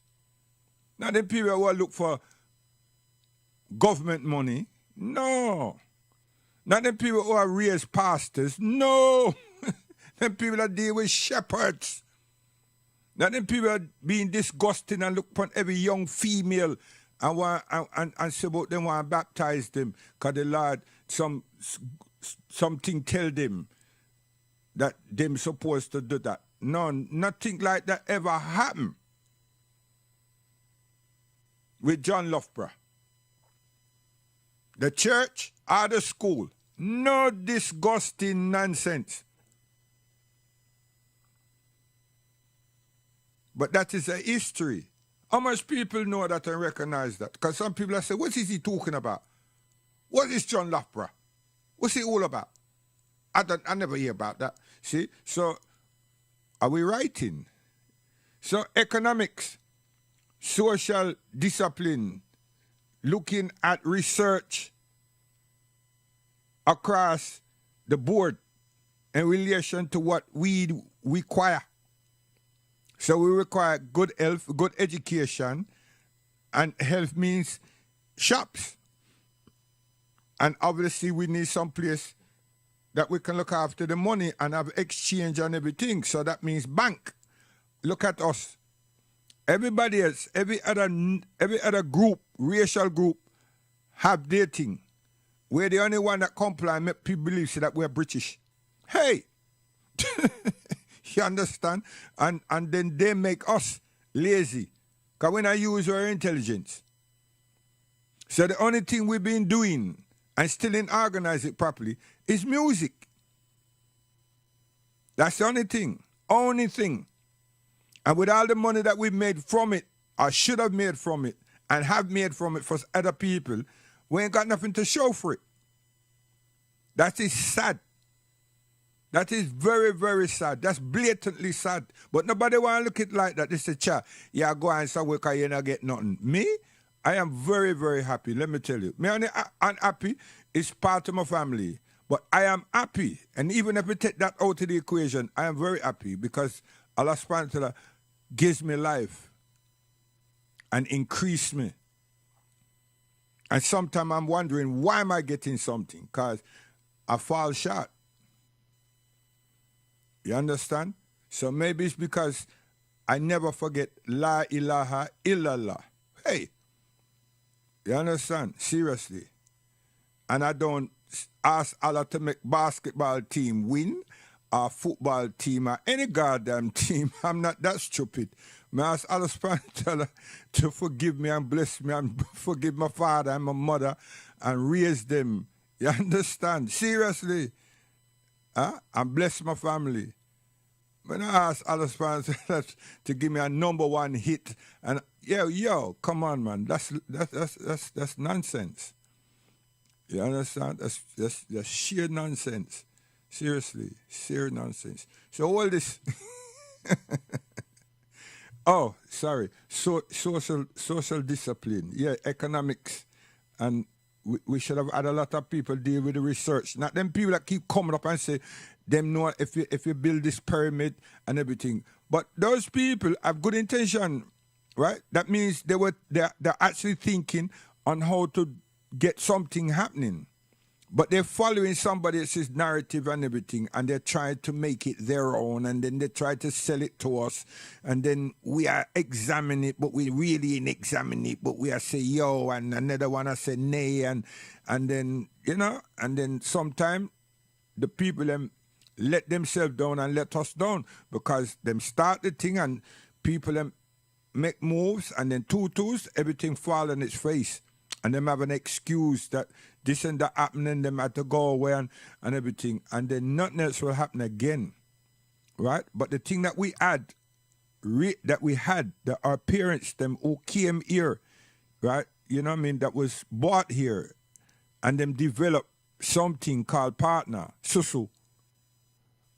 When I go there, we get these feminists and all of them jackass, women's libers and everything. And big radio station I chat the thing and chat it down and say it never work. And anybody that it worked for, they were fortunate, they were lucky. I lie. Last week me meet a woman that for some reason the two we click. And the woman turned around and asked me if me know about partner, because that's the something that she would need for have right now, because she have things to deal with, and she can't get, hey, yo, seriously. And I went back and asked her, when you talk about partner, what you know about partner? Is something you hear? I know this woman that come here from like 1963. And I make her go on and finish, and I said to her, so here what?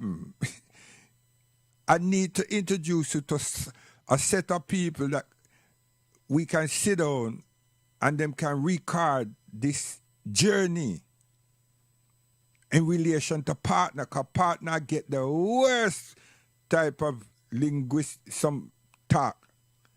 And she said, no, anybody who has said that, they don't know. So I said to her, so why you think partner ceased to exist? She said, today we call the thing gentrification. But it's the moving around, the move with. And that weaken us as months and months went by. It's not that somebody grabbed the money and run off.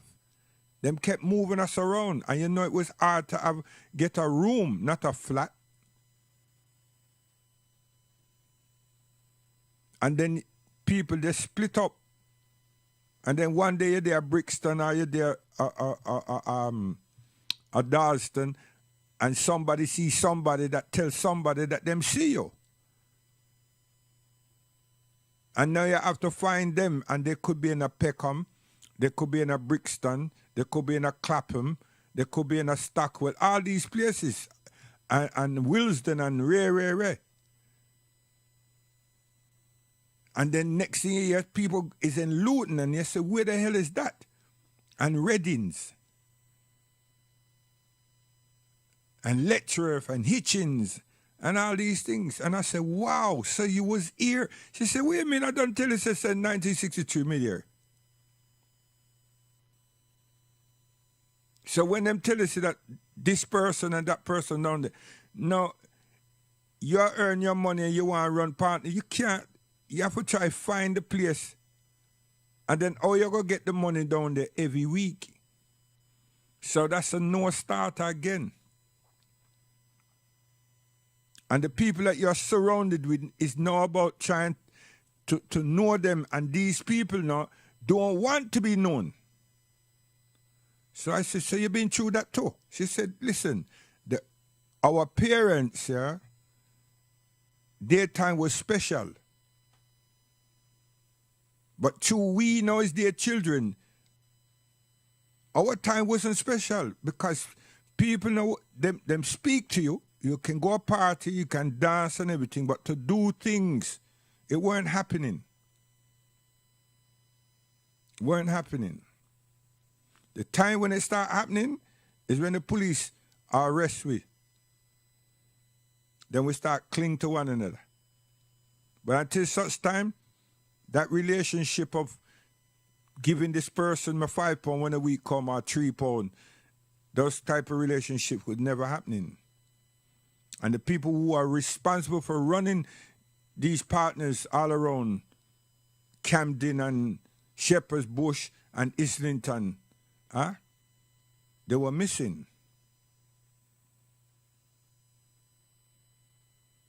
And I'm always wanted to tell people that partner never just somebody robbed a partner. Nah. Because my mother was one running a partner. And she ran the partner because the people that was running the partner gone. The council and there was a lot of people that did have a council room. And what didn't have a council room and live in a landlord place, the landlord that tell us straight away this, that, and the other. And then, you know what I mean? And, yeah. And then the sister now feel comfortable, the woman now feel comfortable with me. She don't tell me about her family, how this and this happened, and how much children she finished up having at a young age, and where education never work because she's breeding. And it took her like the 80s, you know, for her to sort herself out and go get her educate herself and everything. I tell you. So, life. So, social science, I want to really deal with that because, see, I go about that. But, him twist it because him recognized that there wasn't a large population that could challenge him. And social science is all about the people, providing services for the people and counseling the people them about the services and what the services would enable the population and the projections for the country in the long run. And we are start at health and education. This is in social science running through the eyes and the hands of those who are leading the country, are running the country as in government. It's a very, very good thing. It's a very good thing. And it works with your head and your heart. It not just work with your head. And that's why the Europeans, them who understand it, not like it. It work with both. And who is us? We're very spiritual and we're very moral. So to give that, allow us to use that to flourish, to develop ourselves. We become soulfully independent. And them no want that. They want we to be totally dependent. They want to tell we when to go, when not to go, what to do, what not to do. Where's the issues within social science? The people them look at it and project it to others to turn around and say it's a source of communism. Whoa.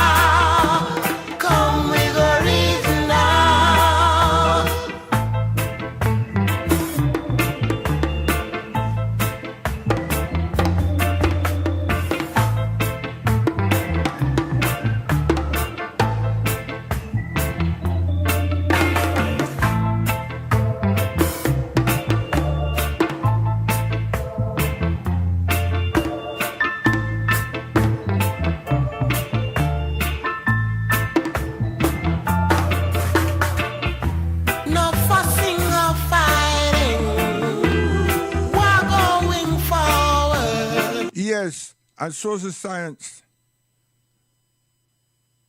within the society develop attitudes and mannerisms of the population. And most importantly, the top of the priority is that the law enforcement officers, that institution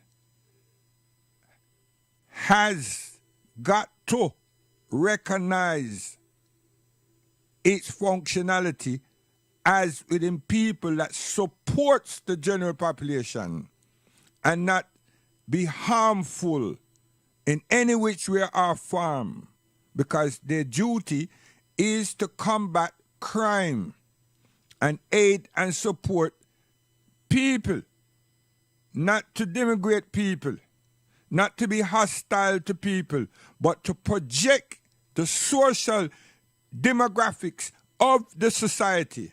Police. Hey, then we have the atmosphere rising to a level that gives the population confidence to be what we would call nationalists. People who are proud of their country. People who want to excel and help and support the country. They only see that everything them do is to enhance and develop the country. Where did this come from? Social science behavior. Okay. We are dealing with an atmosphere.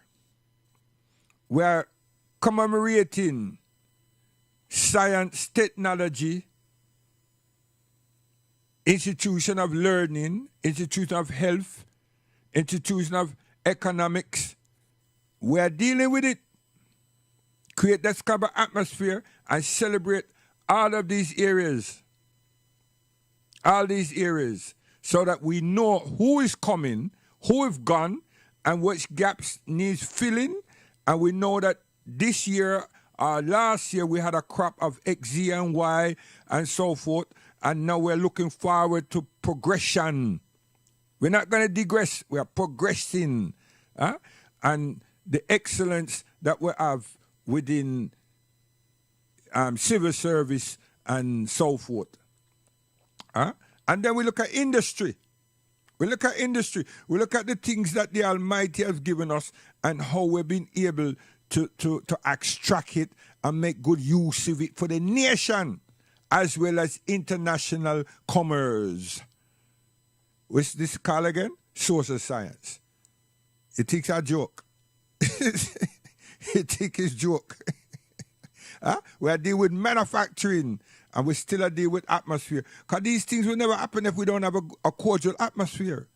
An atmosphere that highlights the police and highlights us as the population who have total respect and regard for ourselves. Yes, I want to see the bright sun of day every day and every night. Yes, you understand? So now the industrialists within in the country, they are building. Them can't tired. They're building homes. They're equipped in homes with all the resources that the population would require. Electricity, water, good disposable, hygienic, and so on. We're not having the thing called garrison. We're not having the place where the mosquito them have free passport. No. We're eliminating the thing that them will call poverty. We're eliminating the people them that's low in the ladder of excellence. What is that? Economically they can't hack it. But because we are the government, we make sure that there is a middle. There's a first and a middle and a second, not a third. Not a third class. No. That means the way the society be structured, it won't have the thing called poverty, even though there's people there who will not be earning such and such. But poverty, when you look upon what is called poverty, you find dilapidated areas, mosquito have license, visas, and cockroach, mouse, and all kind of rodents, and everything is bad. And then the atmosphere is not conducive. People are on top one another, and pure problem. Yeah, breed problem. Because we not pay attention to the general population. And we don't want to walk. We want to have Rolls Royce, and we don't have no proper road. And we call ourselves officers within government, within ministry, within health and education, and so forth and so forth. Our transportation only goes to the middle class, so-called middle class. And it shouldn't be like that. Shouldn't be like that. Yes, we should not be calling on our army to come in to deal with civilians. The army is there for security. Any neighbors and anybody want to come and behave like vagabonds and bring illicit things into our country, like guns and foreign drugs, and yes, them supposed to make sure none of them things they come in here. None, not some, none. Things that don't belong in a free country cannot be in we country. If our armed forces that deal with security, I work with it properly. Our police not supposed to go around looking for guns and drugs. That means the borders them is not working. That means our military forces is not working. You see? Social science, you know.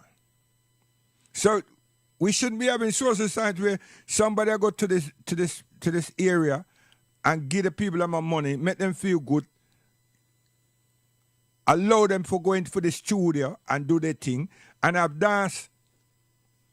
And then when the election come around now, this district here that have all 10,000 people and all that, I'm expecting all them for vote for me.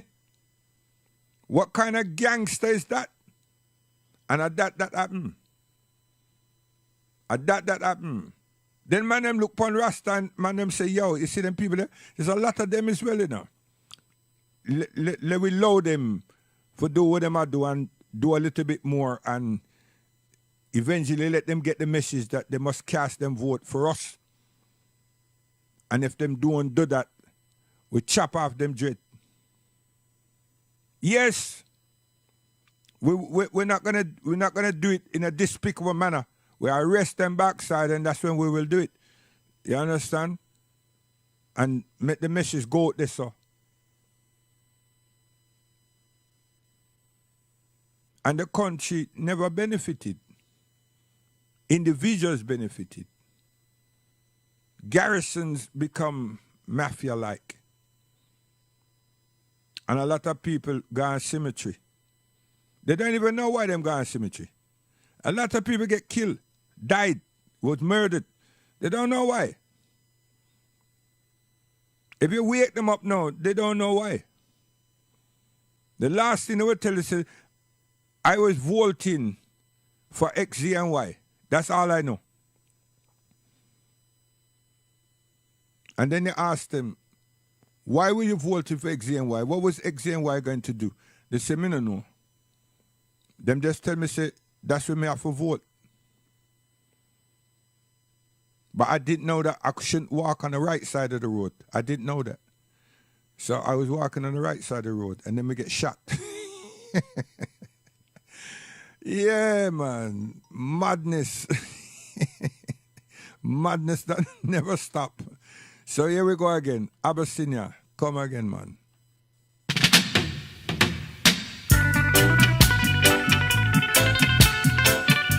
You see now, for months now, I play my brethren, them, the Abyssinians.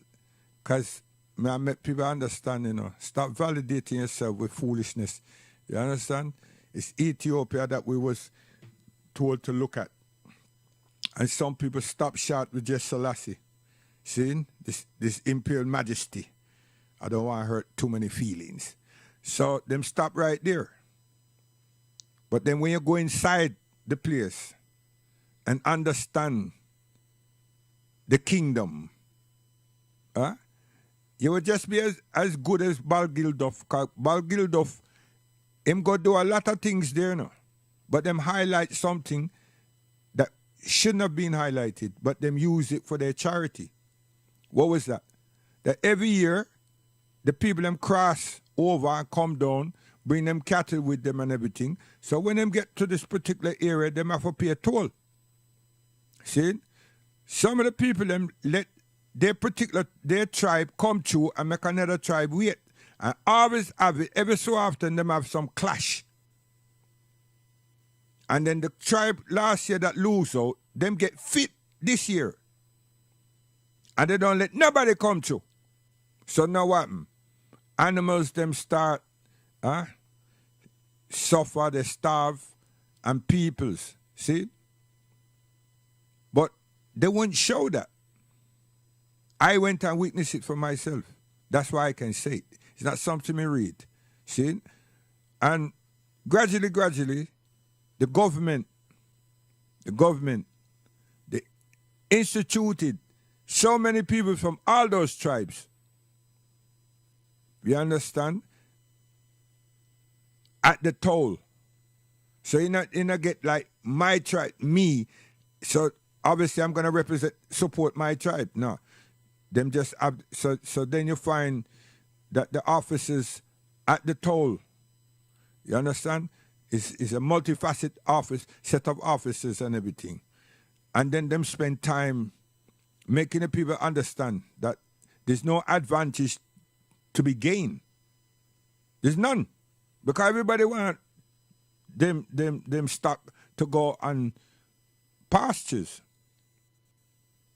And everybody want to trade them stocks. So if nobody can move, what is there?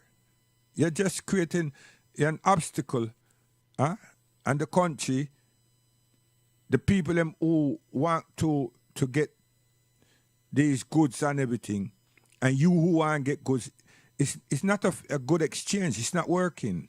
Hostility is the only thing that benefits. So that message went through the mosques, went through the temples, everywhere, on the streets, everything.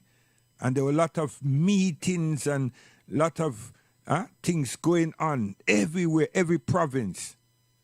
See? Yes, man. You know, I'm telling you so.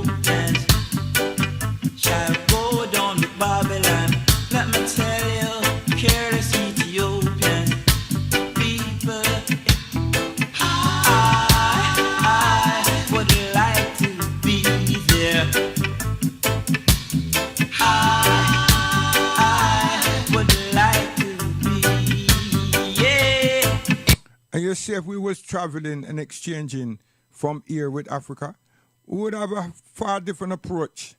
We have a different moral stance. We have a different posture and everything. We have a different concept, understanding, realization of life and everything. And we won't take so much things for granted. We make use of it something because our intention is far, far different and greater. Because we are said to say we are take this to make use of that desert and so forth. But no, we are survive just here. You understand? And then when certain things happen, now we start talk Africa. Or we want to talk Africa. And everything. But then what? Time moves and moves. And then when we ask ourselves, what did I accomplish? But how is that going to happen? Unless you have a jackass like me who keep telling people about assessment and evaluation and everything, it won't happen. Reflection, it won't happen. It's when we get hurt. When we get hurt, when the system deny we are something, is when we start look for ourselves. Until such time, we're like a jackasses. We do not assess and evaluate.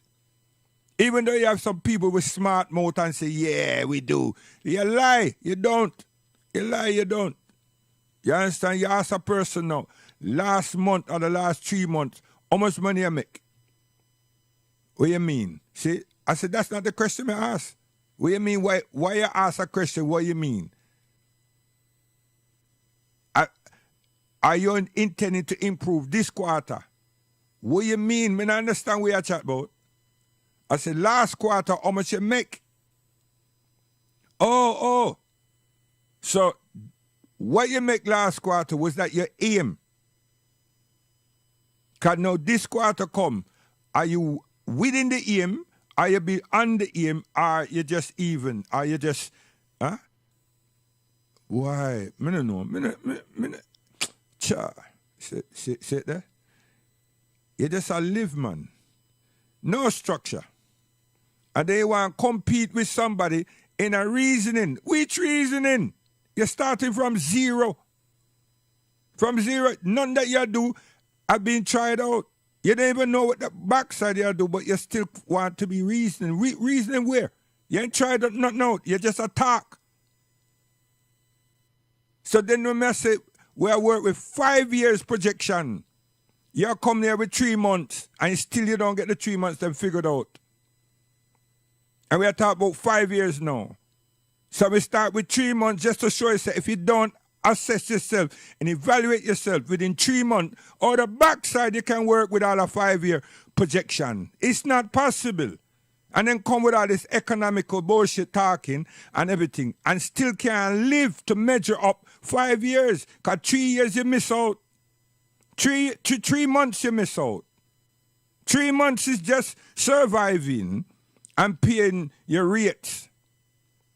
Paying your rates, satisfying the general grid. And if you can't satisfy that and be contented and eat and travel around the community with ease, that means you know live.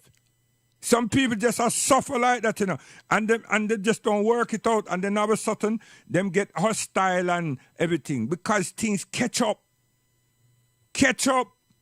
and stir them up, and them just get arrogant and ignorant, and it's because of the pressure, right? Pressure. And how much time black people are going to go through that?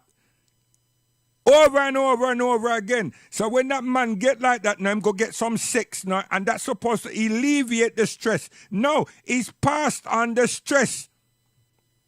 And the woman don't know that she's being used to massage his egotistic nonsense behavior. And then maybe she is the one that's doing it to him. And you understand? Because it's tit for tat, butter for fish, and nothing for nothing. That's it. And could you imagine 2 young couple that go on so, and then a child is farmed? Right it. First, the girl don't even want the child. 2, the guy don't want the child because him can't survive 3 months. Out the back, so I'm going to look after a child. The woman don't want the child because she can't do nothing either. She think that he will help her. Now she realizes that him can't help her. But, who the hell is going to help me now with this child? You understand? And then goes problem. Now, we, moralists, now, nobody not going to say, divorce about that child. Them not deal with that. I'm not saying you should. I murder that. So now what happened? A disgruntled birth, and the man may take foot because him go look next pasture. Pasture, not pastor, pasture. Now, who wants this woman here now? She have a child. Every man want to knock her, but them don't want to look after her and take her and stay with her. So we have a problem. Which problem? Social problem. Social behavior. Social science show you that the behavior pattern cannot be like that. That's when it starts. We don't want hostility. We don't want this ignorance kind of a relationship and behavior. That's why we start with the police first. And we don't want the child poverty, because then when you bring up a child like that, it's in poverty. The child don't know who his father is. Hey, the child don't have no grounding. But who is saying this? Another black man. So what happened? You understand? If the white man go come tell you that, now you see how good we are behaving. Why you think he won't tell you that? Him not want you to survive to a point where it seemed that you're going back to where your ancestors were when them first find us. When they first, not discovered, but found us. You understand? Serious thing. But you know, I look at it like that. So Al-Islam, I tell you, Al-Islam don't play games. Yo, Jacob Miller, come talk about what? Moses. Come. Moses, the first red letter of us. Moses, yeah. Moses was a dreadlocks, a natty dreadlocks. Moses was a dreadlocks, a natty dreadlocks. See, so now we're gonna party, we're gonna dance now, and we reminisce. Now, that's good, but then we have to get back to reality, you know. We have to come back to reality. So because we don't have anybody, a set of people who are designing this thing and build up an infrastructure in England for us, with us, we shortchange ourselves, because tomorrow, after the session, end of the week, and at the end of the week, the weekend, here comes Monday, we have to get back to what? Normality. Whether we want to or not. So our conditions remain the same. It's the joy of the rhythms, them and everything, help us to sustain ourselves from thinking of suicide and everything, all the depression and everything. But now the people, them catch up to we, them just watch we and section we without You understand? So people them who said that me got it wrong, look in your areas yourself. Open your eyes and goddamn look in your area yourself and see that there's so much people them that looking like they're drunk, and you know them not drunk. You know that something is mentally wrong with them. You know that they're not communicating. And it's not that you never see them for the last almost year. You know that something wrong. What it is that you've divorced yourself from getting involved. That's what you call it. I don't want to be involved. Huh? And that's what that person or persons require. One of us, some of us to be involved and get their life back in track. Some of them are so proud, they don't go to them parents, them home. Proud with arrogance. And they don't go to their parents' home. Some of them so proud with the same stupid arrogance, they don't go to their close friend. And sometimes they need to be reminded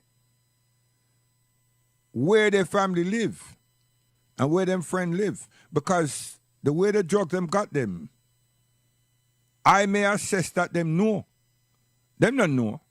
They were just dropped off in Hackney, dropped off in Tottenham, dropped off in Brixton, and they're just there. Some of them don't even come from them districts. They've never been in them districts before. Huh? And the services are just waiting for them to do something and then come and disrespect us in broad daylight and then arrest them. This is a reality here in England that happens. You think I dream about it. You're joking. Stay there and think like that. No. Yeah. And then the dreadlocks them do this to the rest of them.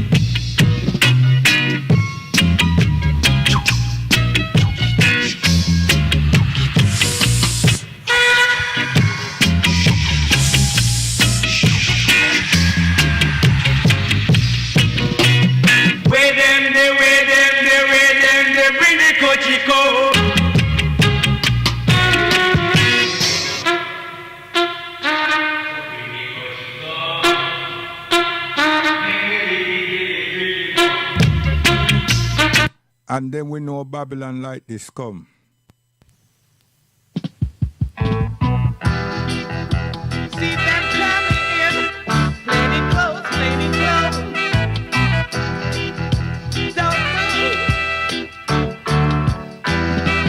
Don't give up. The Roman soldiers of Babylon are eager to fight us. See? As youth, we know that are true and that help us, you understand? That shape our mindset. So with our classroom, we work for a cause because it's the feeling that we've had from our good sound system, them like Neville the Enchanter and so, and Sir Lord Power. You understand? Seriously, now these people are come about Panani this and that and other and other and other. See, when that tune, when that rhythm come out, what him say, Panani too sweet and rare, people are laugh and go on. Them tune we will never play. You understand? And that was the induction to see if since them kill General Echo, Mafia and Floxy, if, you understand? And that got away to write it. And it just got so. And then it followed with Big Belly Man and Ray and everything. And then boof, man a jump off speaker box on top, gal a jump off speaker box on top, man and yo, all kind of nonsense. And one thing set the something. And just go so. Another person over there tell you say, a boops. Yeah, Laxi can still come, Johnny Brown. Story time. You can't miss me, come. Listen, Johnny Brown. Just listen carefully. Listen, Johnny Brown. Listen, Johnny Brown. Don't take your magnum to town. See, and at that we get, that's what we got. You understand? So where the man there deal with 2-year-old and Ray, and it seems now that the policeman and the ministers them are laugh and them not take it serious again, right? And so forth. That one come and then the gunman start come and then gun salute and everything to it, and it just went and then all of a sudden you can't turn back because it gone clear already. It gone so clear. Yo, watch this. Me gonna know. All this video.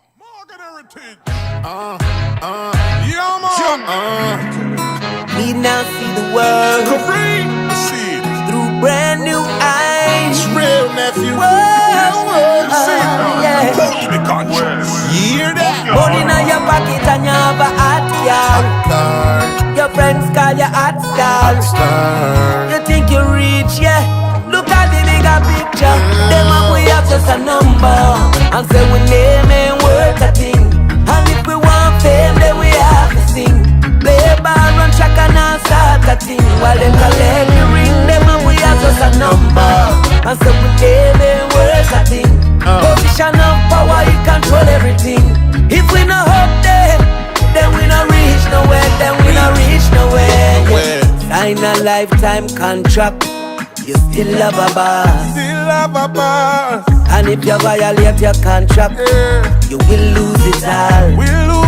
Yeah, don't be blinded by the few that they let through to brandish millions, even billions. It's all a part of their plan to have us chasing dreams of fiction. Yeah, them and we are just a number.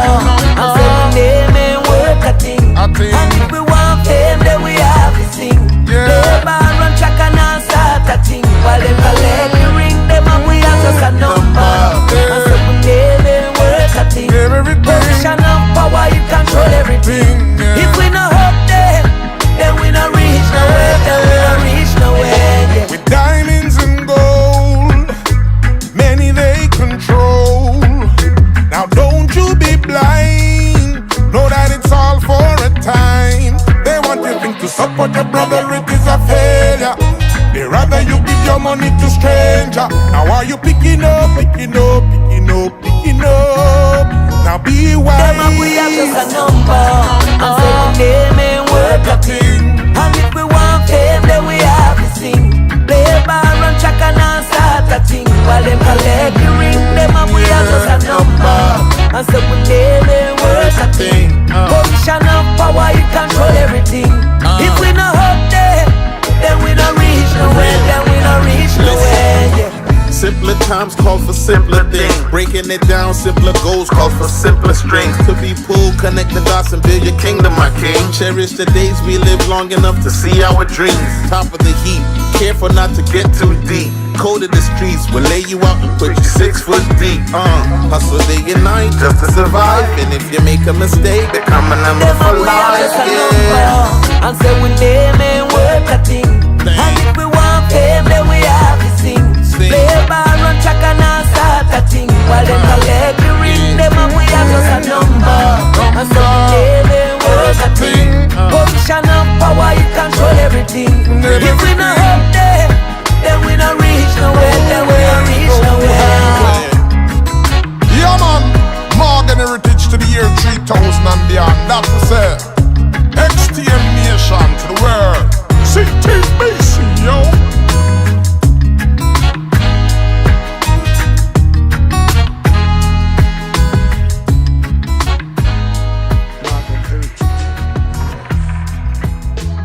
Jump!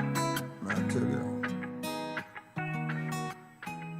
So we are say guidance, you know, Muhammad Ali.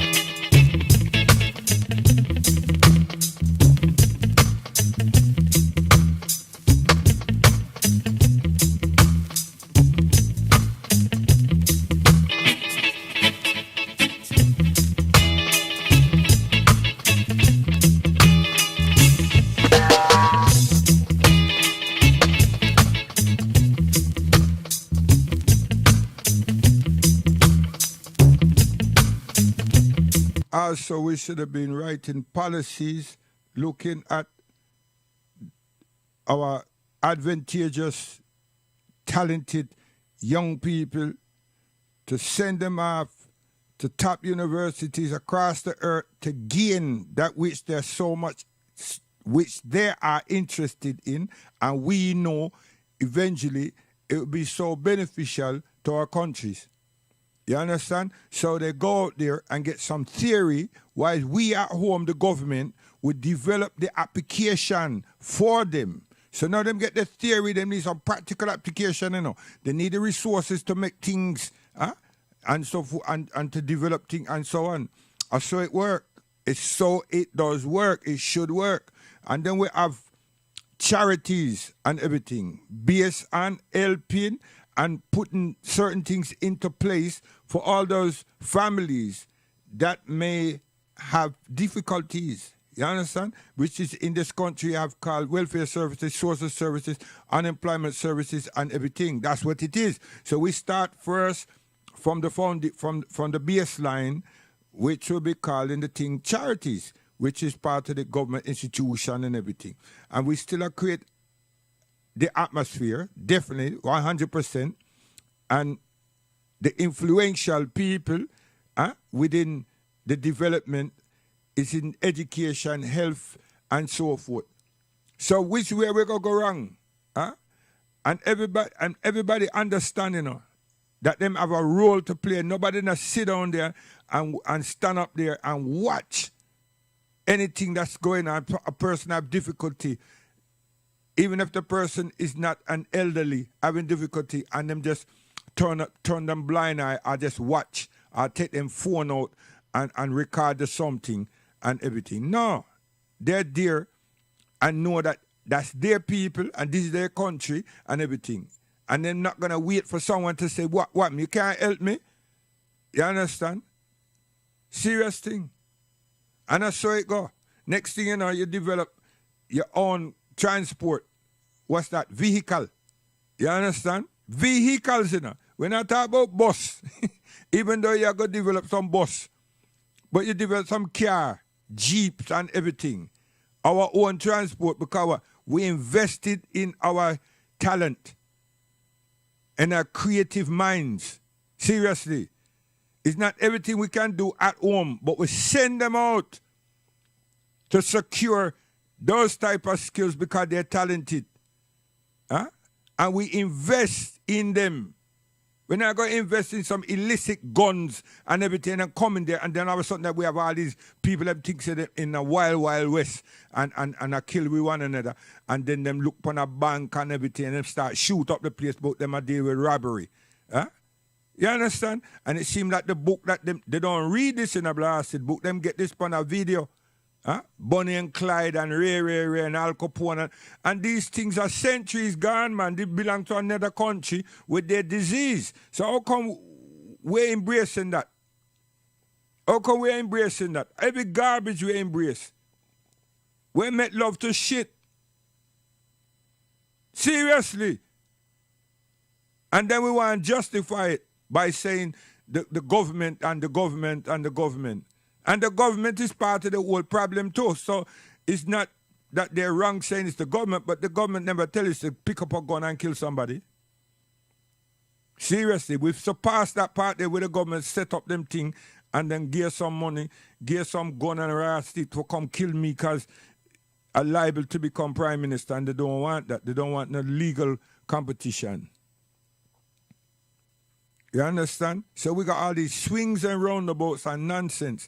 And no preacher is saying, listen here, you know the innings that we have is very short. Let's make good use of the innings. We are going to try kill Jennifer. We are going to try get this thing here for when you know saying to qualify. Relax yourself.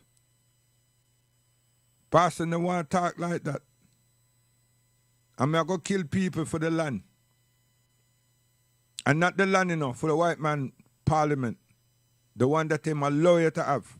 And you can't think for yourself. You have to think along his lines. You have to act along his lines. So what's the point? It don't make no sense. And if people was dealing with God, they would have known said that, listen there, I don't want to be a murderer. So God don't come into the equation, period. They don't love life. Because if a person go support somebody to kill somebody, how the hell you want to tell me say you support life? You not support life. He's a murderer. Bare-faced, open-faced murderer. And then me want to talk about you. No, me and you no friend. I don't want to know you. I want to get the people and help me to get you out. I mean not tell about we're going to wait for election. Get you out quick, star. Because you kill people. You're manufacturing some strategy to kill people. And then you see you're one of us. No, you're a mafia and a murderer. But we let these things happen like we don't have no sense. And then we're going to come talk about big Babylon. How the hell can you do that? You can't take care of your little rock and you want to talk about big Babylon. You can't do that. You can do it, but you're ignorant because nobody's not supposed to listen to you. Not supposed to listen to you. Come talk about Elizabeth. Come talk about America. How the hell you can qualify to talk that? You can't qualify. You don't qualify. Not now, not ever. Take care of yourself first and where you come from. And then after that, now you can look back and say, yo, we are set an example. And thank God, you don't need for talk America and talk England. What for? Because when the people them start fart and everything, them just destroy you. Because, you know what I mean, them have the equipment to do that. And you may not even do them nothing, Them just look upon you and just say, cha, they will just experiment on them. So the best to leave the dog alone. You understand? Don't bother them. Leave them and their drugs and their weapons and everything alone. Concentrate on us. And that I have the problem with. People here and would not want to understand them assimilating and everything. You understand? Seriously. You go upon the line, everybody talk about somebody's business. This body have this argument and that body have this argument. It's a big thing. And them same people on another program I talk about Marcus Garvey. And the same people are gonna talk about His Imperial Majesty Selassie the First. And the same people are gonna talk about the Bible said this and the Bible said, and I'm thinking like, wow, are these people for real? But then you look at the side, them have 1.8K. So all these things are just done for numbers and some pittance them get from YouTube and Facebook and everything. May I tell you, man, serious thing. Problem. We're ignorant people. Ignorant people.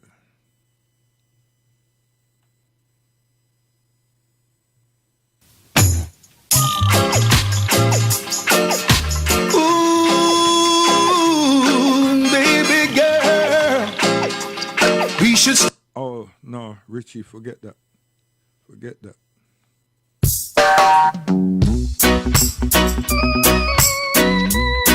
I can't take it no more. No, no, I can't take no more. Oh, yeah. Hey, listen, baby, baby, something that I wanna say. I love you, hey, but lately, baby, something's gotten over you. See, Marcia, when your heart is gone, you know, it's cry me a cry, so don't bother yourself. Gone, guidance. Yeah, guidance is gone. Gone for real, man. Cha.